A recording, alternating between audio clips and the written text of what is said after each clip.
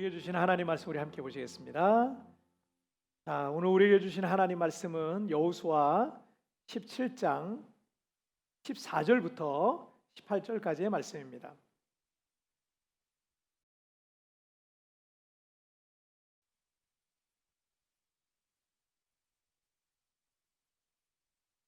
자, 오늘 우리에게 주신 하나님 말씀은 여호수아 17장 14절부터 18절까지의 말씀. 자, 한 절씩 우리 교독할 때 제가 14절 말씀 먼저 봉독해 올리겠습니다.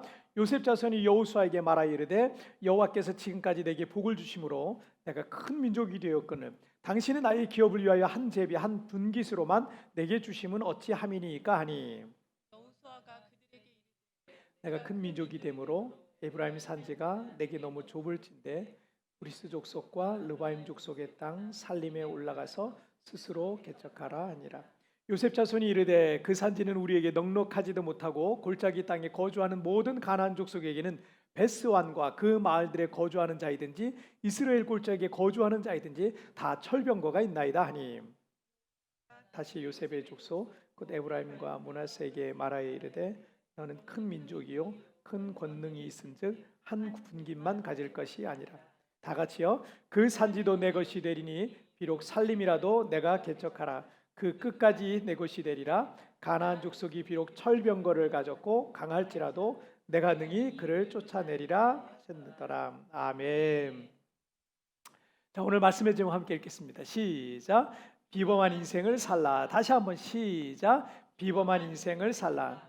이 평범과 비범의 차이는 한 글자 차이지만 이 정반대의 의미를 갖고 있죠. 평범은 일반적인 것에 만족하고 그냥 평범하게 사는 것을 말합니다. 하지만 비범한 인생은 일반적인 것에 만족하지 못해요. 그리고 그 일반적인 것, 모든 사람들에게 그냥 일반적으로 반응하고 일반적으로 살아가야 되는 그 일반적인 걸 특별하게 만드는 사람들이에요. 그 일반적인 것을 비범하게 만들어가며 살아가는 사람들입니다. 그리고 그 일반적인 것을 특별하게 비범하게 만드는 사람들이 결국 세상에서 성공적인 인생을 살아가게 되는 거예요. 그런데 어떤 어려운 상황이나 위기 속에서 이 평범과 비범은 갈리게 돼 있어요. 평범한 인생을 선택하는 사람들은 사실 일희일비의 인생이라 할 수 있어요. 좀 인생이 좀 평안하고 형통할 때는 잠깐 즐거워하는 거죠. 잠깐 즐거워하지만 위기와 고난이 오면 다 저 나락으로 떨어지는 거예요. 낙심하고 절망하고 포기하는 그런 비관적인 삶을 살아가게 되는 사람들이 보통 이런 어떤 평범한 삶이죠. 반대로 비범한 인생을 살기로 선택하는 사람들은요 좀 달라요. 뭐가 다르냐면 위기가 오고 고난이 오고 또 어떤 그런 환란이 오잖아요. 그럼 이걸 어떻게 보냐면 새로운 도전의 기회로 보는 거예요. 이게 비범한 사람들의 가치고 또 생각이고 또 태도인 겁니다. 그래서 새로운 방법을 찾고 거기에 나를 향한 하나님의 또 다른 선한 계획이 있는 것을 믿으면서 도전하는 사람들이 믿음의 비범한 사람들이다라고 말할 수 있겠습니다. 자, 오늘 첫 번째 주제 함께 보시죠. 첫 번째 함께 읽겠습니다. 시작. 창조적 개척자가 되라. 다시 한번 시작. 창조적 개척자가 되라. 이스라엘의 시조 아브라함은 메소포타미아의 이 갈대아 우르에서 하나님의 부름을 받고 가나안 땅에 왔지만 그는 평생토록 나그네처럼 살았어요. 평생토록 뭐 자기 소유의 땅 하나가 제대로 된 땅 하나 갖지 못하고 그냥 나그네처럼 여기로 떠돌고 저기로 떠돌고 그렇게 나그네처럼 살았어요.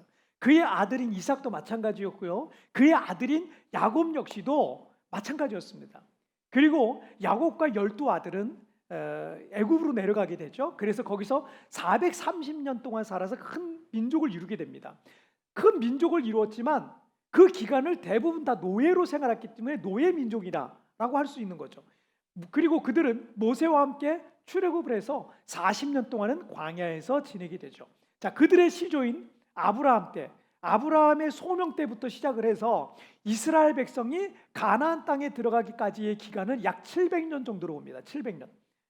그런데 이 700년 동안 이스라엘 민족이라는 이 민족은요 제대로 된 자기의 땅이 없었어요. 한 번도 자기 소유의 땅을 가져본 적이 없었어요.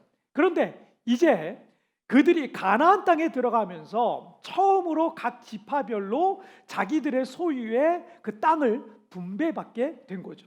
이 얼마나 영광스러운 순간이겠습니다. 자, 오늘 보면 14절 말씀을 함께 읽겠습니다. 시작.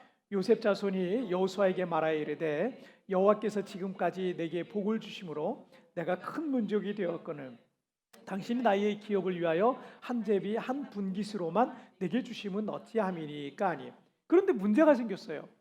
에브라임 지파와 므낫세 지파가 속한 요셉 자손이 요셉의 두 아들이 에브라임과 므낫세인데 이 야곱이 자기의 12아들을 12지파로 이렇게 세웠잖아요, 원래는. 그런데 이 요셉은 죽었다가 다시 얻었기 때문에 그래서 그 요셉을 통해서 낳은 이 두 아들이 자기 아들이다라고 해가지고 자기 아들로 삼습니다. 그래서 이 요셉의 두 아들이 12지파 안으로 들어가게 되는 거죠. 자, 그래서 요셉 자손 에브라임 지파 므낫세죠. 이 요셉 자손이 지도자인 여호수아에게 찾아와서 땅 분배에 대한 불만 사항을 내놓게 된 거예요. 자, 자신들은 큰 민족이 되었고 숫자도 지금 많은데 분배받은 땅이 너무 좁다는 거예요. 자, 그런데 제가 그래서 어디 한번 찾아봤어요. 지도를 한번 찾아보니까 이들의 요구는, 요셉 자손의 요구는 이해하기 어려운 이기적인 요구라는 것을 좀 우리가 알 수 있어요. 왜냐하면 지금 이렇게 지도에서 여러분 보실 수 있는 것처럼 지도를 보시면 각 지파별로 이렇게 쭉 있잖아요. 각 지파별로 쭉 땅 분배된, 색깔별로 분배된 게 있거든요. 그런데 잘 보시면 옆에 보면은 그 숫자는 그들의 인구수예요. 지파별의 인구수. 근데 대부분 유다 지파가 일단 인구가 제일 많아요. 74,500명이에요. 그래서 제일 큰 땅을 분배를 받았던 거죠. 그리고는 6만 명대 지파들이 여러 지파가 있고요. 5만 명대 지파들이 있고 또 4만 명대 지파도 있고 3만 명대, 그리고 적게는 2만 명대. 시므온 지파 같은 경우는 2만 명대였기 때문에 그 유다 지파 안으로 그냥 들어갔어요. 유다 지파 안에서 그냥 시므온 지파는 살게 됩니다. 자, 그렇게 지파별로 각 달라요. 근데 므낫세 지파와 에브라임 지파, 이 에브라임과 므낫세, 에브라임 지파 같은 경우 3만 명대죠. 그리고 므낫세 지파 같은 경우는 5만 명대 인구예요. 둘이 합치면 8만 명대의 인구가 되기 때문에 유다 지파보다 크죠. 하지만 여러분 지금 분배받은 땅을 한번 보세요. 므낫세 지파가 이 동쪽에 요단강 동쪽에서 땅을 먼저 반 지파가 분배받았고요. 서쪽에도 또 분배받았어요. 그리고 그 므낫세 지파와 연결된 지파가 에브라임 지파죠. 에브라임이 그 중앙에 또 분배를 받았고, 그 밑에 작은 베냐민 지파라고 있는데 베냐민 지파가 라헬겔에게서 베냐민하고 요셉이 나왔죠. 그래서 베냐민, 에브라임, 므낫세는 어떻게 보면은 한 뱃속에서 태어난 그런 형제들인 거예요. 자, 그런데 어쨌든 므낫세와 에브라임은요, 보세요. 그림을 보시면 굉장히 큰 땅이에요. 절대 작지 않습니다. 절대 작지 않은 땅을 그들은 분배받았는데 문제는 에브라임 지파였던 것 같아요. 에브라임 지파가 므낫세 지파를 좀 이렇게 움직였던 것 같아요. 그래서 므낫세 지파와 같이 우리 지파에게 분배받은 땅이 너무 적다, 이렇게 얘기를 한 겁니다.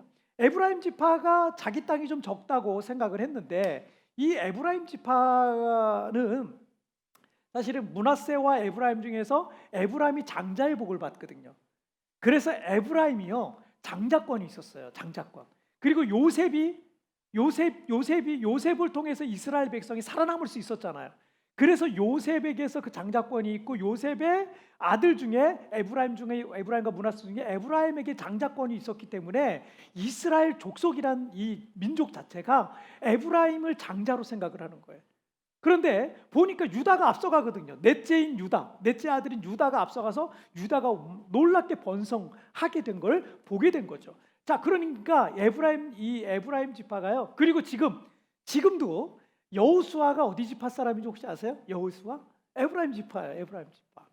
그러니까 이 에브라임 지파 쪽에서는 왕이, 한마디로 왕 같은 존재가 우리 지파 사람이고, 우리는 대대로 수백 년 동안 장자 지파인데 이 에브라임 지파가 이 땅이 이게 뭐냐라고 얘기를 하는 거예요. 그런데 에브라임 지파는 3만 명대잖아요. 지금 6만 명대인 다른 지파들보다 훨씬 더 큰 땅을 차지하고 있어요. 그러니까 이런 불평을 하면 안 되는 거였어요. 그리고 에브라임 지파는 저기 가나안 땅의 중심에 있습니다. 그래서 여러분 에브라임 지파의 실로라고 하는 성막이 거기로 옮겨져요. 성막이. 그래서 광야에 있던 성막이 그리로 옮겨져서 실로 에브라임 땅에 있고요. 거기는 그냥 수도와 같은 곳이에요. 에브라임 땅이 수도와 같은 곳입니다. 그래서 그들이 받은 땅은 가나안 땅의 중심에 속한 아주 비옥한 땅이었다라는 것을 우리가 알 수 있습니다. 자, 그럼 그리고 15절 말씀을 한번 보실게요. 15절 읽겠습니다. 시작. 여호수아에게 그들에게 이르되 내가 큰 민족이 되므로 에브라임 산지가 내게 너무 좁을진대 브리스 족속과 르바임 족속의 땅 살림에 올라가서 스스로 개척하라 하니라. 이 마음이 온유하고 관대한 지도자였던 이 여호수아는 이기적인 요구를 하고 있는 이 사람들에 대해서 책망하기보다는 믿음의 방법으로 어떻게 그 문제를 해결해야 될지 그 방법을 제시하고 있는 겁니다. 가나안 땅은 각 지파별로 분배받았지만 그들 안에는 여전히 정복하지 못한 그런 땅들이 굉장히 많았습니다. 때문에 여호수아는 요셉 자손에게 브리스 족속과 니네 옆에 있는 그 브리스 족속과 르바임 족속의 땅 살림에 올라가서 스스로 개척하라 라고 대안을 제시하고 있는 거죠. 믿음의 사람들에게 있는 하나의 특징이 있다면 우리는 보이지 않는 것을 보는 것처럼 믿는 사람들이다 라고 할 수 있습니다. 천국도 보이지 않고 하나님도 보이지 않아요. 하지만 우리는 하나님의 살아계심을 믿고 있고 또 장차 천국에 들어갈 것도 우리가 믿고 있는 거예요. 때문에 믿음의 사람들은 다른 사람들이 모르고 있는 또 다른 하나의 세계를 알고 있고 영적인 눈으로 그거를 보고 있는 겁니다. 그것을 또 믿고 살아가고 있는 거예요. 그래서 우리 크리스천들은 세상이라고 하는 이 땅과 그리고 천국이라고 하는 영적 세계, 이 두 개의 세계 속에서 살아가고 있는 거예요. 그 두 가지를 다 알고 있는 거예요. 세상도 알고 있고 세상도 알고 있는, 천국도 알고 있는 거예요. 제가 미국에 가보고 또 중국에 가보니까 와, 땅이 그렇게 넓을 수가 없어요. 아무리 차를 타고 계속 가더라도 끝이 없어요. 끝이 없어요. 그렇게 땅이 대륙은 대륙이다라는 생각이 들었어요. 사람은 자기가 본 만큼만 생각하고요, 자기가 들은 것만큼만 아는 거예요. 그런데 우리는 남들이 듣지 못하는 하나님의 음성을 듣고 있잖아요. 우리 크리스천들은 남들이 듣지 못하는 하나님의 음성을 듣고 있고 성령의 음성을 들으며 천국과 같이 남들이 볼 수 없는 그 세계를 우리가 보고 있고 알고 있는 거예요. 그러니 여러분, 예수 믿는 사람들은요, 사고와 시야가 넓어지는 건 당연한 거예요. 자, 보세요. 사고와 시야가 넓어지죠. 여러분, 복음이 들어간 나라들마다 발전하는 이유가 거기 있는 거예요. 또 다른 세계를 하나 알고 있기 때문에 계속 성장하고 계속 발전하고 그런 상상의 크기가 이게 끝이 없는 거예요. 그래서 이 복음이 들어간 나라들마다 다 성장해 나갈 수밖에 없는 거예요. 우리나라도 마찬가지고. 그래서 믿음으로 사는 사람들은 개척자 정신으로 살아가는 거예요. 믿음의 사람들은 개척을 즐길 줄 알아야 되는 거예요. 지금 힘들다고 불평하면 안 되는 거예요. 우리에게 잘 알려진 모나리자와 최후의 만찬을 그린 레오나르도 다빈치를 우리는 천재 화가로만 알고 있는데 사실은 그 사람은 수학자이면서 또 과학자고 발명가였어요. 그래서 수학자와 과학자로서 발명가로서 후대에 큰 영향을 끼치게 되는데 이 다빈치는 끊임없이 이 새와 박쥐의 모습을 보면서 끊임없이 인간이 하늘을 나는 꿈을 꾼 사람이 바로 그 사람이에요. 그리고 평생토록 연구를 계속 거듭한 사람이 다빈치였어요. 저 스케치가 바로 그 스케치예요. 다빈치의 스케치입니다.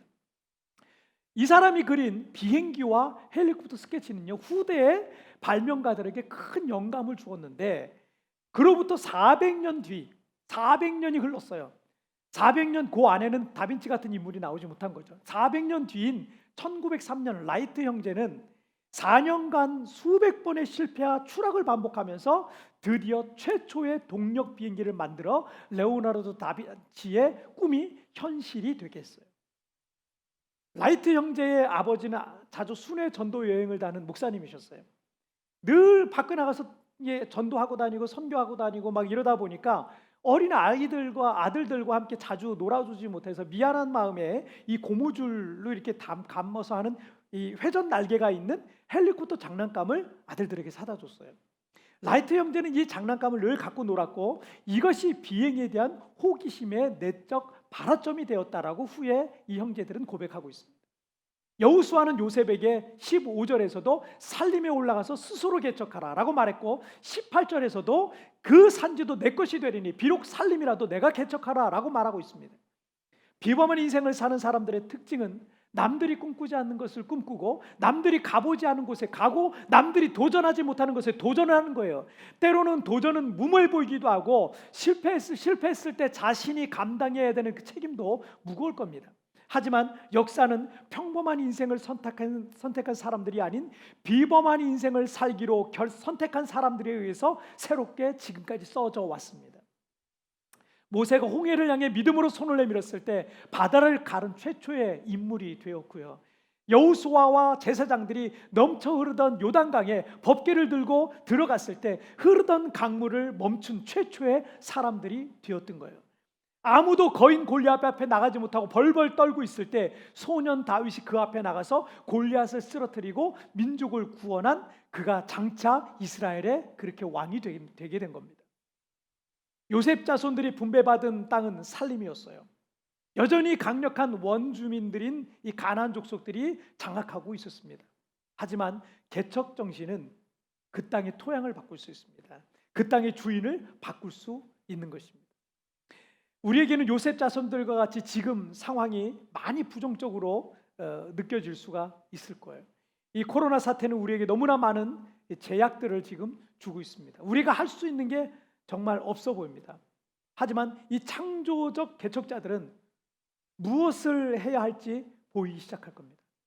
힘들고 어려울 수 있지만 그 산지가 비옥해지고 그 땅의 주인이 바뀌게 되는 환상을 믿음의 눈으로 바라보게 될 줄 믿습니다. 자, 우리 두 번째 주제 보시죠. 함께 읽겠습니다. 시작. 믿음의 관점을 가지라. 다시 한번 시작. 믿음의 관점을 가지라. 우리가 평범한 인생이 아닌 비범한 인생을 살아가기 위해서는 우리 앞에 펼쳐진 이 상황들과 조건들과 어떤 그 환경들을 바라보는 시각이 달라져야 돼요. 여러분, 이거는 습관적으로 자꾸 여러분 믿음의 시각으로 뭐든지 바꿔버리세요. 여러분의 인생이 확 달라질 겁니다. 자, 여러분 16절 말씀을 한번 보실까요? 16절 시작. 요셉 자손이 이르되 그 산지는 우리에게 넉넉하지도 못하고 골짜기 땅에 거주하는 모든 가나안 족속에게는 베스완과 그 마을들에 거주하는 자이든지 이스라엘 골짜기에 거주하는 자이든지 다 철병거가 있나이다 하니. 자, 요셉 자손은 자신들이 분배받은 땅에 대해서 여러 가지 부정적인 그 의견들과 시각들을 제시하고 있는 거예요. 일단 그 땅은 자신들의 인원이 많은데 인원들에 비해서 너무 좁다는 거예요. 그래서 여호수아는 그러면 너희들 산림에 올라가서 그걸 개척해라 라고 그랬더니 뭐라 그래요? 그 땅에 거주하는 가나안 족속들은 다 철병거가 있다는 거예요. 그래서 그 땅에 들어가서 우리가 살기가 어렵다는 거예요. 당시는 그 청동기 시대에서 철기 문화로 이렇게 넘어가는 그런 시기였는데 철기를 먼저 접하고 다룰 수 있었던 족속들이 가나안 족속 사람들이었습니다. 이스라엘 백성들은 변변한 무기도 없었는데 가나안 족속들은 이미 철제 그 무기들과 철병거까지 갖추고 있었습니다. 좀 극단적인 비유가 될 수 있겠지만 나는 나무로 깎아 만든 칼을 들고 전쟁터에 나갔는데 이 그 상대방은 어떻게 해요? 새로 만든 칼을 들고 막 나와서 막 휘두르면 이거 되겠어요? 요셉 족속이 겁을 만한 그런 상황인 거죠. 그런 상황은 분명 요셉 족속에게는 불리하고 부정적인 상황입니다. 하지만 이 가나안 땅에 힘세고 강한 거인족들이 살고 있었던 것은 그 땅이 그만큼 비옥한 땅이었다는 거예요. 힘센 사람들이 거기 있었다. 그 땅이 비옥한 땅이기 때문에 힘센 사람들이 거기 있었던 거예요. 거기에 철제 무기들과 철병거를 갖춘 강한 족속들이 살고 있었다. 그 역시 그만큼 그 땅이 좋은 곳이라는 것의 반증인 거예요. 그 땅이 황무하면 너나 가지라 그러지. 이거 네가 다 가지라 그러지. 그 황무하지 않기 때문에 아주 좋은 땅이기 때문에 그런 사람들, 강한 사람들이 있는 거예요. 자, 여러분 18절 말씀을 보실게요. 함께 읽겠습니다. 시작. 그 산지도 내 것이 되리니 비록 살림이라도 내가 개척하라. 그 끝까지 내 것이 되리라. 가나안 족속이 비록 철병거를 가졌고 강할지라도 내가 능히 그를 쫓아내리라 하였더라. 요셉 족속이 불평의 말들을 나열하자 지도자인 여호수아가 뭐라 그래요? 비록 쓸모없어 보이는 살림이라도 내가 개척하면 그 끝까지 내 것이 되리라. 아멘.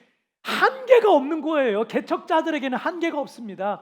개척하지 않고 지금 있는 것에만 만족하고 지금 주어진 것에만 만족하고 살고, 또 이게 잘 되면 헤헤거렸다가 이게 안 되면 금세 절망하고 낙심하는 사람들에게야 여기가 끝이지만, 여러분, 개척자들에게는 한계가 없는 거예요.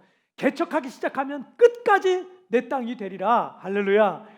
과거 러시아에서 알래스카 땅이 쓸모없는 얼음 땅이라고 미국이 헐값으로 팔아버리고 지금 땅을 치며 후회하고 있는 거예요. 그게 쓸모없는 땅이라고 생각했던 거예요. 개척 정신을 갖고 있었던 미국 사람들이 그걸 개척했잖아요. 엄청난 보화의 땅이 돼버렸어요. 불신앙의 관점으로 바라보면 거긴 쓸모없는 땅처럼 보일 겁니다. 지금 당장에 써먹을 땅이 없어 보일 수 있을 거예요. 그러나 개척자들의 눈으로 보면 그 땅의 미래가 달라지고 있는 것이 보이는 거예요. 그 땅의 미래가 어떻게 바뀌어 갈지 그게 보이는 거예요. 우리가 살고 있는 이 필리핀 세부는요, 사실 굉장히 매력적인 땅이에요. 전 그렇게 봐요. 정말 매력적인 땅이에요. 하지만 이곳은 한국과 비교해서 정말 열악할 수가 있을 거예요. 치안도 좋지 않고요. 사람들이 걸어 다닐 만한 보도조차도 없어요. 교통도 좋지 않고 어디 쉴 만한 공원 같은 데 하나 제대로 되어 있는 게 없어요. 한국 사람들이 비교적 깨끗하고 안전한 곳에 생활하려면 생활비도 만만치 않아요. 그리고 지금처럼 이런 상황이 오면 보건 의료 부분에서 염려되는 부분들이 있기 때문에 이것 또한 사실은 큰 어려움이죠. 지금 코로나 사태로 인해서 교민들의 80~90%가 다 철수했어요. 앞으로 예전과 같은 상황으로 회복되려면 적지 않은 시간이 필요할 거라고 예상이 돼요. 우리 교회 역시 현장 예배를 지금 다시 드리고 있지만 나와서 지금 예배 드리고 있는 사람 10명 안팎 정도의 인원밖에 안 됩니다. 얼마 전에는 제가 개척 전에도 정말 이 정도는 아니었거든요. 그 마음속에 얼마 전에 좀 마음속에 지난 7~8년의 세월이 이렇게 떠오르더라고요. 7~8년 동안 정말 힘을 다해서 여기까지 왔는데 이 코로나라는 것 때문에 한순간에 개척할 때처럼 도망간 거예요. 개척할 때도 이 정도는 아니었는데 그때처럼 돌아간 거예요. 어떻게 다시 예전 모습으로 다시 회복할 수 있을까? 다시 7~8년을 내가 수고해야 되는 건가? 막 이런 생각들이 또 제 마음을 불안케 하고 제 마음을 살짝 흔들더라고요. 하지만 여러분, 믿음의 관점으로 바라보기 시작하면 이 불안한 마음들이 싹 사라져요. 그리고 내일에 대한 소망이 생기는 거예요. 기대가 되기 시작하는 거예요. 내년 이맘때에 어떤 하나님의 역사들이 있을까? 그런 것들이 기대감과 소망이 계속 차오르는 거예요. 그리고 남들이 보지 못하는 것을 보기 시작을 합니다. 코로나 직전까지만 해도 이 세부는 어디에서나 한국인들을 쉽게 볼 수 있었고, 식당에 가도 카페에 가도 쇼핑몰에 가도 거리에서도 한국인들을 흔히 볼 수 있었습니다. 필리핀의 방문객 외국인 1위가 한국 사람들이에요. 우리 한국 사람들 그렇게 많이 와요. 때문에 연관된 많은 한인 업체들이 생겼고, 또 교회도 매주마다 새로운 많은 사람들이 방문해서 함께 예배드렸습니다. 비록 지금은 한국 사람을 보기 힘든 도시가 됐지만 한국인들은 다시 반드시 이 땅으로 돌아오게 돼 있어요. 왜요? 이 땅이 정말 매력적인 땅이거든요. 물론 시간의 문제겠지만 그때를 믿음으로 바라보면서 기다리고 준비하는 이들에게는 반드시 그날을 보게 될 것입니다. 요셉 자손들은 지금 안 되는 이유들만 나열하고 있어요. 그런데 여러분, 실패하는 사람들의 가장 큰 특징이 뭔지 압니까? 안 되는 것들만 나열한다는 거예요. 안 되는 것들만 생각한다는 거예요. 부정적인 것들만 생각한다는 거예요. 반대로 성공하는 사람들의 특징은 뭔지 압니까? 되는 이유들만 생각해요. 성공할 수밖에 없는 이유들을 생각해요. 이게 가능한 이유들이 무엇인지에 대해서만 말한다는 거예요. 여러분, 태어날 때부터 팔과 다리가 없었던 닉 부이치치를 잘 아실 겁니다. 자신이 남들과 다르게 생겼다는 것 때문에 이 성장기 때 정말 많은 고통의 시간들을 보내야 됐어요. 하지만 그때마다 목사인 이 부모님은 언제나 닉, 너는 정말 특별해. 하나님은 너를 위한 특별한 계획이 있으실 거야. 그렇게 수없이 얘기해 왔다 그래요. 그리고 그는 지금 전 세계를 다니면서 수백만, 수천만의 사람들에게 위로와 도전을 주면서 팔다리 건강한 일반인들도 해내지 못하는 엄청난 일들을 해내고 있습니다. 그가 이런 말을 해요. 나는 나 자신이고 싶어요. 우리는 다 다르게 생겼기 때문에 아름다워요. 당신이 어떤 모습이든 당신은 소중하고 아름답습니다. 여러분, 우리나라 인구의 5%에 달하는 242만 명이 장애인이에요. 장애 등급을 받았어요. 때문에 우리 주변에는 신체 장애로 고통을 겪는 적지 않은 분들이 5%니까 적지 않은 분들이 계세요. 신체 장애로 보자면 닉 부이치치는 1급 장애일 거예요. 그러면 여러분 살아가면서 얼마나 많은 제약들이 있겠습니까? 그와 같이 절망적인 조건을 갖춘 사람들의 일반적인 반응이 뭐겠어요? 절망적인 상황이죠. 낙심, 절망, 포기, 비관 뭐 이런 것들 속에 살 수밖에 없을 거예요. 보통 사람들은 그래요. 하지만 그가 비범한 인생을 살고 있는 것은 그 일반적인 반응에서 그 상황을 보통은 다 그렇게 누구든지 그렇게 반응할 수밖에 없는데 그런 일반적인 반응에서 그 상황을 비범한 관점으로 보기 시작하고 그것을 생각하고 행동에 옮겼기 때문이라고 합니다. 어릴 때 팔다리가 없는 외계인이란 놀림받는 것이 고통스러워서 이 자살 시도도 여러 번 했다 그래요. 어릴 때. 그런데 어느 날부터 다르게 생긴 자신을 특별하게 보기 시작했어요. 그리고 아름답게 생각했어요. 자신의 인생을 감사하며 소중하게 생각하는 마음이 들기 시작했어요. 그리고 나를 향한 하나님의 특별한 계획과 섭리가 있다라는 것을 믿기 시작했어요. 그때부터 그를 비범한 인생으로 이끌기 시작했던 거예요. 여기에서 평범한 인생에 머무느냐, 비범한 인생을 사느냐, 그것이 결정되는 거예요. 우리의 관점만 바뀌어도 여러분 우리의 인생은 얼마든지 달라질 수 있습니다. 지금 우리는 코로나로 인해서 정말 어려운 시간들을 보내고 있습니다. 기대가 되고 소망이 되는 것보다는 그런 우울한 전망으로 낙심과 절망이 반복되는 시간들을 우리가 보내고 있을 수도 있어요.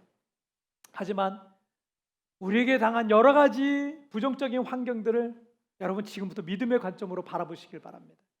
우리를 향한 세상 사람들의 의견과 예상에 너무 집중하지 마세요. 그거는 그냥 그 사람들의 의견일 뿐입니다. 지금 그 상황 속에 있는 하나님의 큰 그림을 믿고 이제 하나님의 관점으로 그 상황을 바라보시길 바랍니다. 하나님의 큰 그림을 여러분 믿으시길 바랍니다. 믿음의 관점으로 이제 전환하시길 바랍니다. 그렇게 그 관점 하나만 바뀌어도 우리의 평범한 인생은 이제 비범한 인생으로 바뀌게 될 줄 믿습니다.